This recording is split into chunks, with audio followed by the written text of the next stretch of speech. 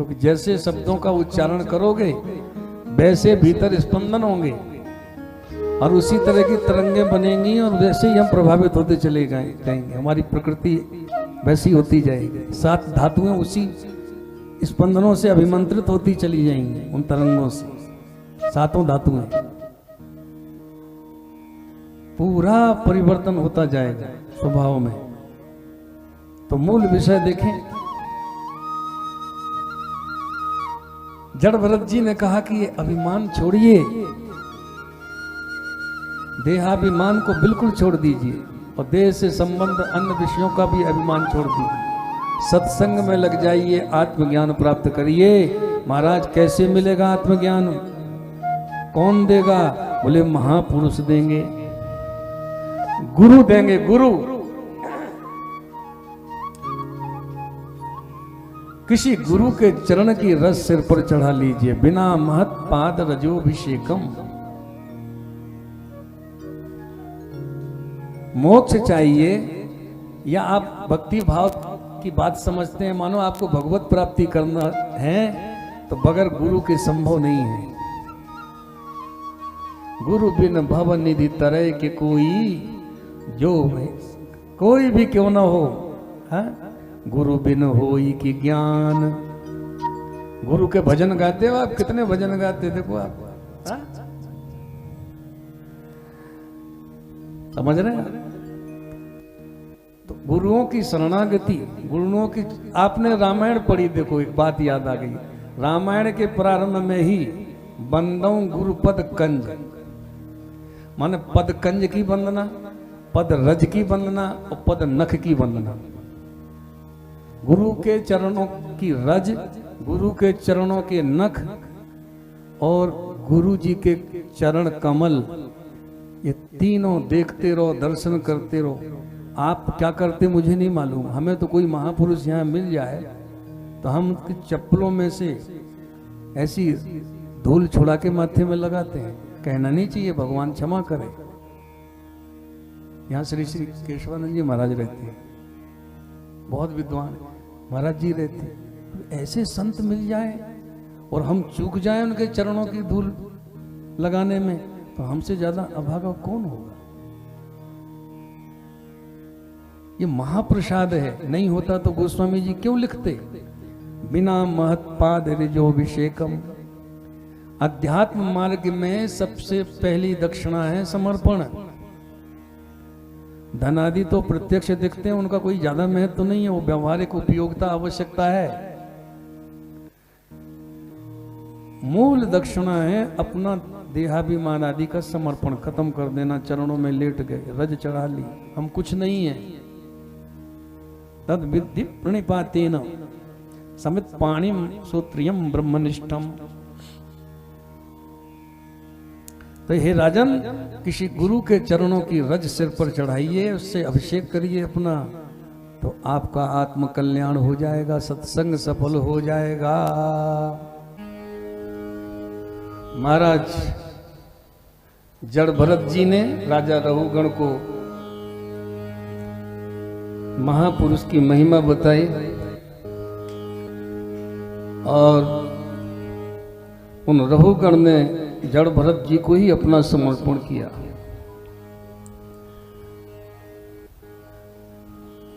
जड़ भरत जी ने भवाटवी आदि के हिसाब से वर्णन करके संसार का मिथ्यात्व बताया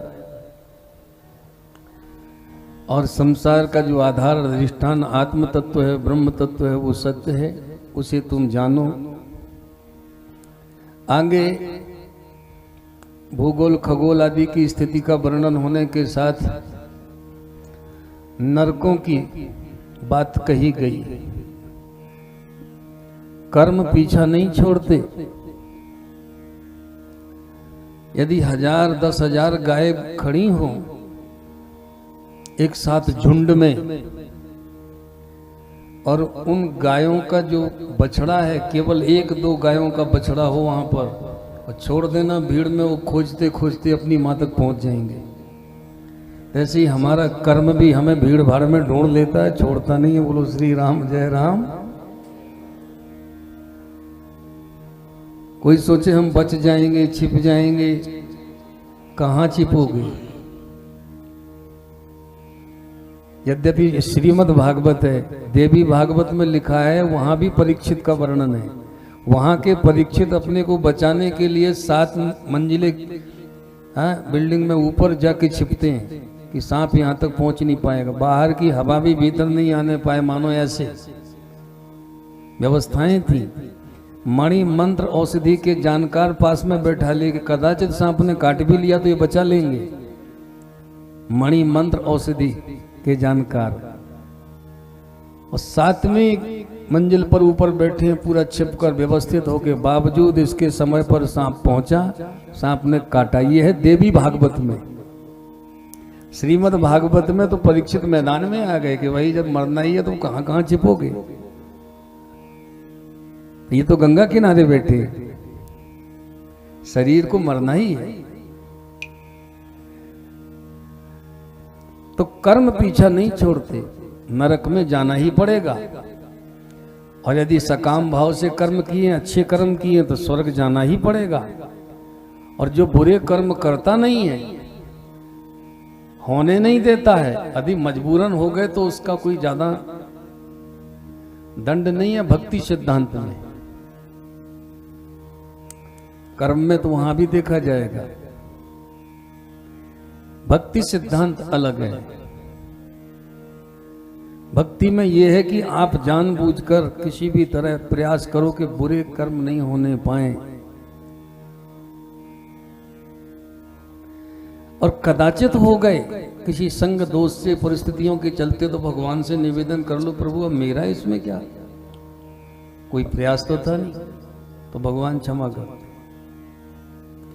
तो बुरे कर्म हम करें नहीं तो नरक से बच गए।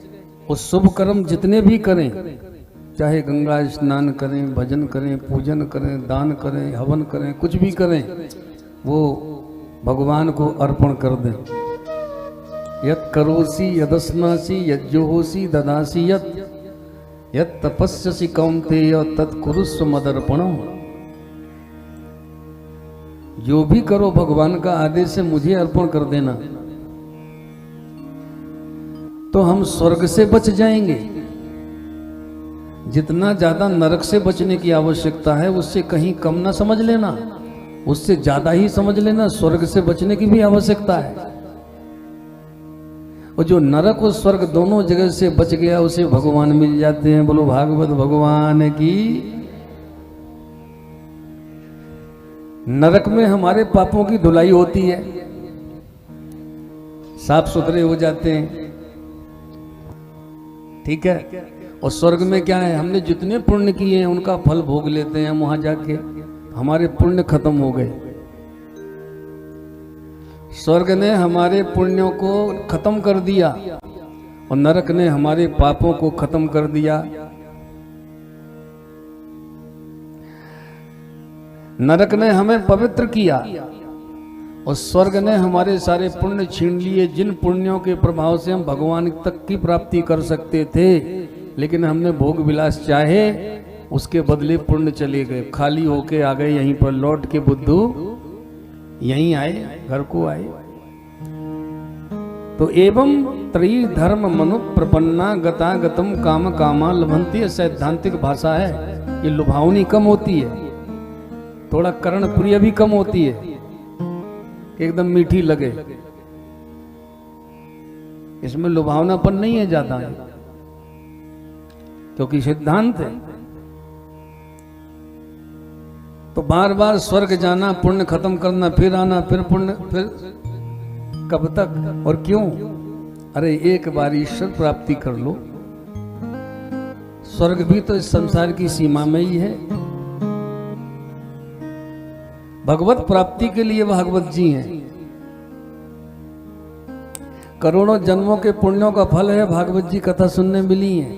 कथा सुनने से पुण्य नहीं मिलेगा, ध्यान रखना। कोटि जन्म समुत्थेन पुण्य नैव तु लभ्यते। भागवत सुनने से पुण्य नहीं मिलता, बल्कि करोड़ों जन्मों से जो आप पुण्य करते आए हो उसका फल है कि भागवत जी मिल गई। अब भागवत जी से क्या मिलेगा? बोले भागवत जी से तो सीधे भगवान मिलते हैं। भागवत स्वयं भगवान है, शब्द ब्रह्म है। शब्द ब्रह्म को स्वीकार करोगे तो पर ब्रह्म मिल जाएंगे। तो स्वर्ग से भी बचना है, नरक से भी बचना है। दोनों जगह से जो बच गए और ईश्वर प्राप्ति कर लेते हैं। तो बुरे कर्म यदि किए तो नरक में जाना है। परीक्षित ने कहा गुरुदेव नरक से कैसे बचे? बोले भगवान के नाम का सहारा ले लो। भगवान के नाम में बड़ी ताकत है, समझ रहे हैं? यदि अनजान में भी भगवान का नाम ले लोगे तो पिछले सारे पाप नष्ट हो जाएंगे। यदि आपने आगे नहीं किए हैं तो पिछले नष्ट हो गए, आगे किए नहीं आप पवित्र हो गए।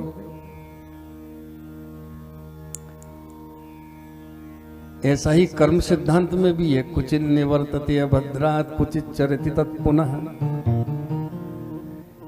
प्रायश्चित्तम अतो पार्थम मन्ये कुंजर शौचवत्। प्रायश्चित गंगा स्नान ये सब क्या है? हाथी के स्नान की तरह है।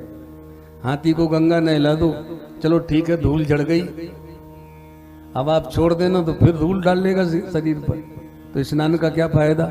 वही गंगा स्नान वाले हैं, पूर्णिमा नहा लेते हैं फिर पाप करते हैं।